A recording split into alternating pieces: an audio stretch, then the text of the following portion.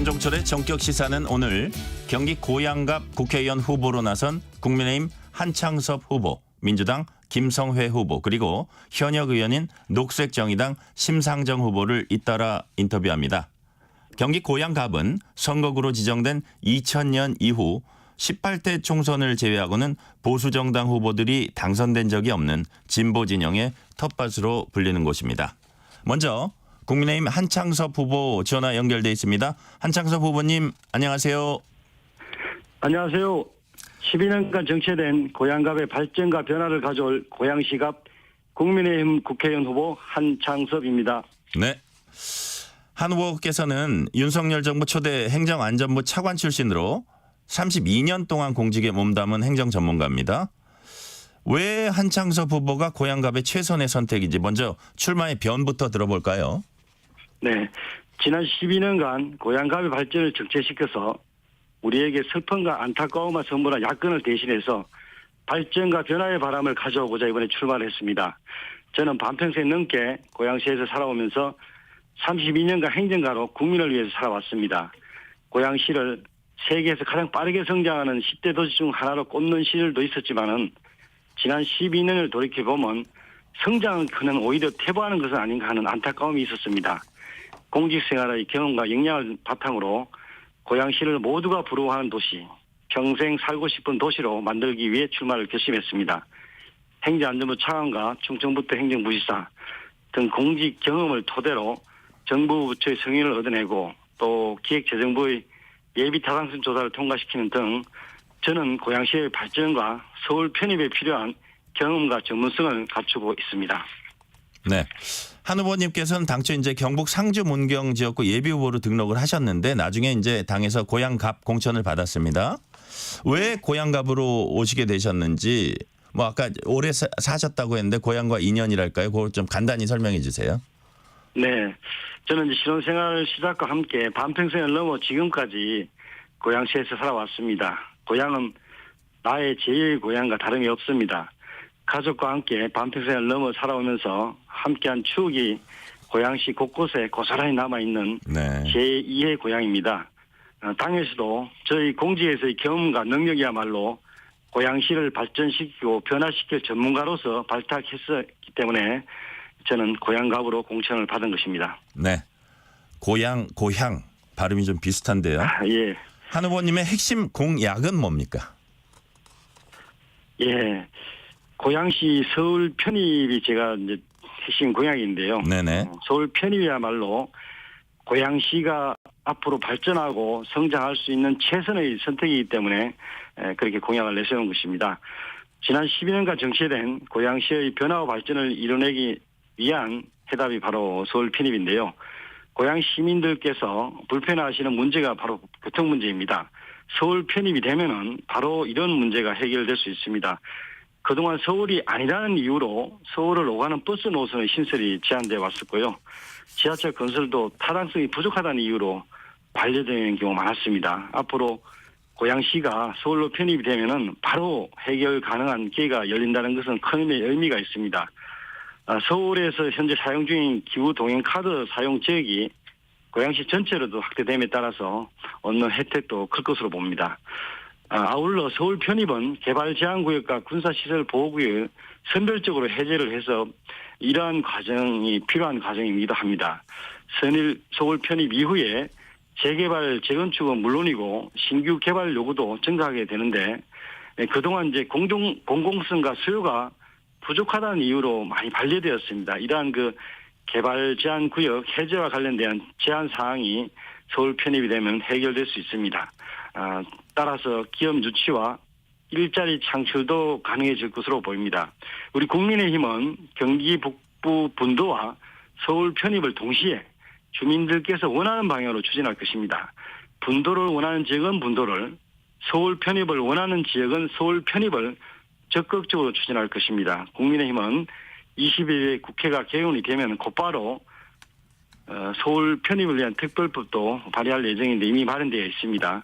고양시민 여러분들이 원하는 대로 저와 우리 국민의힘은 고양시를 서울로 편입해서 확실한 변화를 만들고 진정한 발전을 이룰 것입니다. 덕양구 재개발, 재건축 이런 것도 공약으로 내걸었습니다. 이런 건 어떻게 하실 건지 그건 짧게 좀 말씀 부탁드릴게요.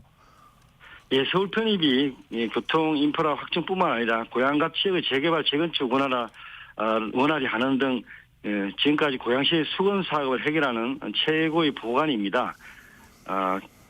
교통 문제는 이제 앞에서 설명을 간단히 했지만은 고양시 차원에서 해결하는데 한계가 분명히 있기 때문에 서울 편입이 되면 쉽게 해결할 수 있을 거로 보입니다. 고양시청 이전에 따른 원당 일대가 낙후화되고 그리고 주변 상권 붕괴와 같은 지역 공동화에 대한 우려가 큰데요. 우선 고양시청을 주거동 일대 원래 여행지에 원한대로 존치하고 향후에 이제 서울 편입이 이루어지면은 공공기관이라든지 공기업주치 등 다양한 활용 방안을 모색할 수 있습니다. 고양시의 상업과 산업의 중심지로 성장시킬 것입니다. 화정지구는 노후계획 도시특별법 선도지구 지정을 추진해서 재개발 재건축을 신속하게 이루어질 수 있도록 그렇게 할 것입니다. 네. 자, 네. 이번 총선에 임하는 후보님의 전략 어떤 건지 설명을 좀 해주세요. 예, 야권 세력이 지난 12년 동안 집권한 지역입니다. 처음부터 이제 총선 싸움이 쉽지는 않을 것이라고 예상을 했었습니다. 하지만 이제 고양시는 야권의 12년 집권에도 불구하고 발전과 변화가 거의 이루어지지 않았습니다. 저는 이제 고양시의 발전과 그리고 서울 편입에 대한 전문가입니다. 당에서 공천을 받은 인재다라고 소개하면서 고양의 발전 방안과 서울 편입의 이점을 유권자들에게 설명을 하면서 고양 발전과 서울 편입을 위한 저희 의지와 능력을 아는데 집중하고 있습니다. 네. 자, 저희는 이제 세 분이 연달아서 이제 출연을 하시니까 각자 질문을 하나씩 이제 준비해 오라고 했어요. 이번에 김성회 후보 측에서 한 후보님한테 보내온 질문 제가 읽어드릴게요. 네. 한 후보께서는 고양시 서울 편입을 공약으로 내걸었는데 윤석열 대통령은 고양시를 비롯한 4개 특례시에 대해서 특례시 지원 특별법을 제정해서 자치 권한 확대하겠다 이렇게 약속을 했습니다. 이건 네. 한 후보님의 고양시 서울 편입 공약과 정면 배치되는 내용 아닌가요? 라고 물었습니다. 네, 저와 국민의힘의 핵심 공약은 서울 편입입니다. 이 공약이 특례시 권한과 무슨 상관이 있는지 모르겠어요. 현재 특례시는 고양시를 포함해서 이제 수원, 용인, 창원까지 4곳이 있는데 고양을 제외한 다른 특례시는 서울 편입이 필요 없습니다. 특례시의 권한을 확대해서 과다된 자치 권한을 누리면 됩니다. 반면에 고양시는 서울로 편입이 되면은 특례시보다 강한 특별시의 여러 가지 혜택이라든지 권한을 통해서 지역 개발과 발전을 이루어내겠다는 것입니다. 특례시 권한이 강화된다고 해서 고양시의 서울 편입이 불가능해지는 건 아니고 고양시가 서울로 편입한다고 해서 다른 특례시가 권한 확대가 안 되거나 피해를 보는 것도 아닙니다. 이 질문은 고양 시민들께서 원하시는 서울 편입에 관해서 트집을 잡고 시민들께서 원하지 않는 경기북도 분도 이슈를 화제가 되지 않기 위해서 억지로 프레임을 짜고 있는 것으로 보입니다. 현재 민주당은 경기북도 분도에 대해서 시민들의 반발을 고려해서 경기북도를 언급하지 않는 방향으로 선거 전략을 정하고 있는 것 같은데 그럼에도 불구하고 서울 편입이야말로 고양 시민들의 뜻과 의지에 따라서 정해진 공약이라는 사실은 변하지 않습니다. 네. 이번엔 심상정 후보 질문입니다. 자, 이렇게 얘기를 했어요. 정권 심판론이 하늘을 찌르고 있습니다. 국회의원은 국민을 대표하는 자리인데 국민을 따를 겁니까? 아니면 불통 대통령을 따를 겁니까? 라고 심 후보가 질문했습니다. 예, 국회의원은 누구나 취임하면서 헌법을 준수하고 국민의 자유와 복리 정진, 조국의 평화적 국가 이익을 우선으로 국회의원의 직무를 성실하게 수행할 것을 선사합니다. 저도 국회의원으로 취임하게 되면은 당연히 국민의 대표로서 국민의 자유와 복리 정진 그리고 조국의 평화적 통일과 국가 이익을 우선하여 국민을 따를 것입니다. 네. 자, 의정 갈등이 아직 계속되고 있습니다.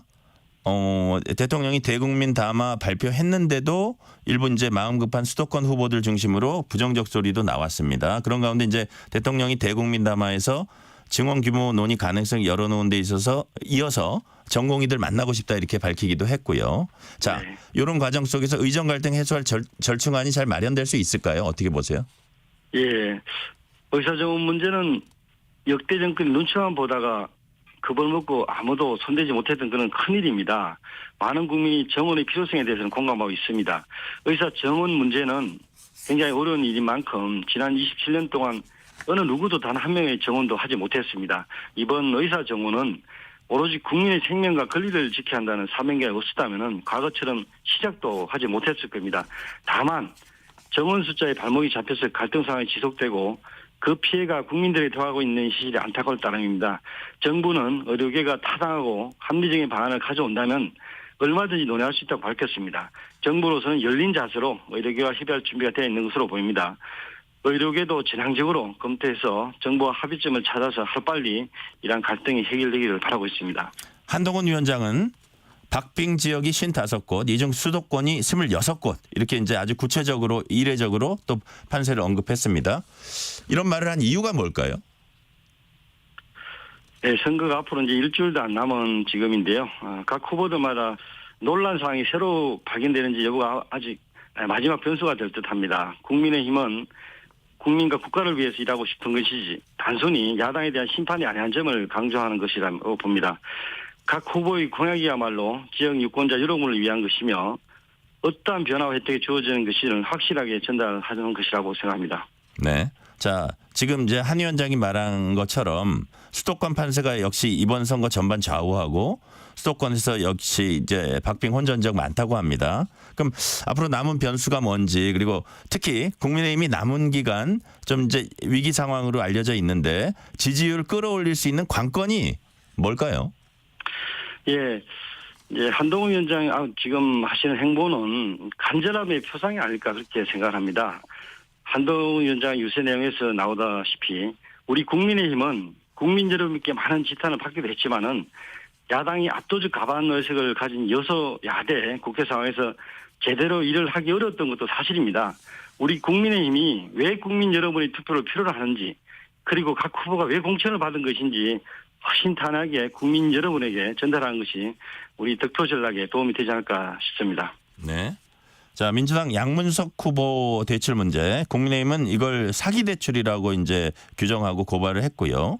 새마을금고는 용도외 사용을 확인했다면서 대출금 회수하기로 했습니다. 일부 재산 축소 신고한 의혹도 이제 좀 불거지고 있는데 국민들이 좀 민감해하는 부동산 문제입니다. 거기에 위법성이나 이런 약간 국민 정서에 반하는 부분들이 드러났는데도 민주당이 당 차원의 조치를 하지 않은 이유가 뭘까요? 예, 본래라면 이러한 그 이슈들이 아마 전국적인 선거 판세를 뒤흔들 만한 사항이라고 생각을 합니다. 우리 지난 총선 당시에 국민의힘이 전신 미래통합당에게 총수 패배를 안겨주던 막말 파동과 같은 수준의 사항이라고 생각하는데요. 어느새 막말과 재산은 물론이고 후보에 대한 도덕성 기준이 각 정당마다 다르게 적용되어 있다고 생각을 합니다. 국민의힘은 보수라는 이유로 청렴하고 아무 문제가 없을 것이라고 보고 있고요. 진보 세력과 운동권은 도덕성의 문제는 많은 언론이 문제를 삼지 않고 있습니다. 그래서 대한민국의 발전과 함께 우리의 미래가 올바른 방향으로 그렇게 나가기를 희망하는 유권자라면 민주당의 김준호 후보의 막말과 같은 거, 그다음에 장문수 후보의 편법 대출에 대해서는 심판의 투표를 행할 것이라 저는 믿어 의심치 않습니다. 지금 이제 김준혁 후보 얘기했는데 이대생 뭐 그전에는 이제 박정희 전 대통령 위안부 폄하 발언, 그다음에 이대생 미군 성상납 발언 해가지고 이제 이화여대 측으로부터 사퇴 요구받고 이제 저 법정 대응 예고도 받았는데요. 여기에 이제 이재명 대표가 동작을 지원 유세를 가서 그 상대당의 맞상대인 나경원 후보 별명이 나베라고 말했습니다. 냄비란 뜻이에요, 일본 말로. 네. 여성 비하적 표현으로 많이 쓰여와가지고 이제 지적받았던 용어인데 국민의힘은 여기에 대해서 민주당이 여성 혐오가 일상화됐다 이렇게 비판했습니다. 이 부분은 네. 어떻게 보세요? 예, 국민들께서 이 민주당에서 하는 이런 막말이라든지 여성 비하 발언 같은 거는 이번 선거에서 좀 충분히 좀 심판하실 거라고 봅니다. 아까도 말씀드렸듯이 보수 정당이랑 민주당에서 바라보는 국민들의 시각은 좀 다르지만 이번 선거에서는 반드시 국민들께서 현명한 판단을 해주실 거로 믿습니다. 네. 최근 문재인 전 대통령이 70평생 이렇게 못하는 정부는 처음이다. 눈 떠보니까 후진국이라고 이제 비판을 했고요. 이어서 민주당 후보들 지원 사격에 나섰습니다. 이런 일련의 언행 어떻게 보세요? 예, 취임 당시에 이제 문재인 대통령께서 이제 한 번도 경험해보지 못한 나라를 만들겠다. 그런데 진짜 한 번도 경험해보지 못한 나라를 만들고 온갖 난감함을 국민들에게 안겨주지 않았습니까? 네. 문재인 전 대통령께서도 여러모로 경이 나쁘신 것 같습니다. 퇴임하면서 앞으로 잊혀지고 싶다던 전 대통령께서는 어디 가셨는지 모르겠어요. 잊혀지기는커녕 오히려 지난 강서구청장 보궐선도 그렇고 이번 총선에서도 민주당의 선대위원장 역할을 자처하고 나서는 것 같습니다. 중국에는 굴종적인 외교로 일관하고 혼밥 패신도 당해보고 한미일 공조를 완전히 무너뜨리면서까지 북한 대변인 역할에 충실했음에도 불구하고 남한것은 남북 공동연락사무소 폭파에 불과한 그런 한 번도 경험해보지 못한 나라, 다시는 경험하고 싶지 않은 나라를 만들어낸 것이 바로 문재인 대통령 아니겠습니까? 임기 말년까지 역대 대통령 중에 높은 지지율에도 불구하고 정권이 고치된 것이 무엇 때문이겠습니까? 국민들이 더 이상 경험하기 싫은 그런 나라를 만든 장본인이 그런 말을 할 짝이 있는지 되묻고 싶습니다. 네. 자, 조국 혁신당의 기세가 드셉니다. 남은 6일 동안 뭐 이대로 쭉 가리라고 보세요? 아니면 어떤 변화가 있으리라고 보세요? 어떻게 보세요? 예, 저는 이제 컨벤션 효과가 슬슬 약해질 거라고 생각을 합니다. 조국 혁신당은 창당 이후에 이제 컨벤션 효과를 통해서 지지율과 기세가 올라갔었지만은 이제 효과가 빠지는 시점에 들었다고 생각하고요. 여론조사 금지 기간에 이제 들어섬에 따라서 조국 혁신당의 약해진 컨벤션 효과를 유권자들께서 체감하기에는 시간이 걸릴 듯합니다. 예. 네. 자, 조국 혁신당 비례 1번이 박은정 전 그 부장검사입니다. 근데 박은정 후보 남편의 정관예우 논란이 이제 불거졌습니다. 네. 다단계 사기 혐의자로부터 22억 원짜리 수임을 하고 뭐 1년새인가요? 어느 짧은 기간에 40억 원 재산이 불어난 데 대해서 박은정 후보가 이런 얘기를 했어요. 보통 정관예우라 하면 착수금을 한 5천에서 1억 정도 받기 때문에 자기 남편이 그 수임도 많이 했더라고요. 160건을 했는데 그래서 그렇게 치면은 160억 원은 받아야 정관예우라 할 수 있다. 이 발언 어떻게 보세요? 예. 아까도 말씀드리지만은 이제 민주당 후보들이랑 저희 국민의 후보들이랑 국민들께서 바라보는 그런 도덕 기준은 좀 차이가 있는 것 같고요. 민주당 의원들은 다른 당에 대해서 이런 도덕적 기준을 다투는 거랑 자기들이 민주당 내에서 생각하는 거랑 좀 다른 것 같습니다. 이번 선거에서는 국민들 현명한 판단을 반드시 심판으로 나타낼 것으로 그렇게 생각을 합니다. 네. 자, 고양갑에 지금 현재 4명 후보가 나섰습니다. 그죠? 현재 국민의힘 후보 한 후보님, 민주당 김성회 후보, 녹색정의당 심상정 후보, 그리고 무소속의 도의원 출신이죠. 이분이 이제 김성남 후보까지 4분이 이제 출마를 해 있어요. 근데 아까도 말씀드렸지만 국민의힘에서는 좀 험지로 분류되는 곳이죠. 근데 이제 한 후보님 입장에서 나머지 3분 가운데 누가 가장 힘겨운 혹은 버거운 상대라고 이제 느끼고 계십니까? 예, 모든 분들이 좀 힘들지만은 저는 그 중에서 녹색정의당의 심상정 후보가 가장 버거운 후보라고 그렇게 생각을 합니다. 네. 많은 언론에서 네. 고양 시갑 지역구를 진보 1번가라 표현한 이유는 현직 4선 의원이자 고양갑 지역구에서만 내리 3선을 네. 하신 녹색정의당 신상 후보의 영향이 남다르기 때문이라고 생각을 합니다. 지역 인사를 다니고 또 토론회도 치르면서 지역 주민과의 소통과 현안에 대한 이해도 등 다선 의원의 경륜을 느낄 수 있었습니다. 네. 경쟁 상대이지만은 배울 점 배우며 겸손한 자세로 선거에 임하겠습니다. 그러면 어떻게 후보님 선거 전략 지금 겸손함은 말씀하셨는데 선거 전략 짧게 좀 설명을 해 주시면 어떻습니까? 예, 저는 이번 선거에 임하면서 우리 지역구에 지난 12년 동안 전혀 변화가 발전이 없었고 오히려 퇴보하다는 그런 느낌이 있었습니다. 그래서 저는 고양시의 발전과 서울 편입에 대한 전문가로서 행정안전부를 비롯해서 중앙과 지방을 경험한 행정 전문가입니다. 이를 토대로 앞으로 고양갑을 발전시키고 또 우리 고양시의 새로운 변화의 바람을 불러일으킬 적임자라고 생각을 합니다. 네. 자. 이런 것을 좀 적극적으로 주민들에게 설명을 하고 호소를 하겠습니다. 네. 자, 시간이 이제 1분 미만으로 남았습니다. 이번에 당선된다면 국회에서 어떤 역할, 어떤 정치 하고 싶으세요? 짧게 말씀 부탁드릴게요. 예, 앞으로 저는 이제 행정과 정치는 기본적으로 본질적으로 같다고 봅니다. 항상 국민을 섬기며 모시는 자세로 정치를 하겠습니다. 항상 국민이 다가가고 국민들의 목소리를 귀를 기울이며 국민들의 목소리를 대변하는 그런 국회의원이 되겠습니다. 네, 오늘 여기까지 듣겠습니다. 국민의힘 고양갑 한창섭 후보였습니다. 감사합니다. 네, 감사합니다.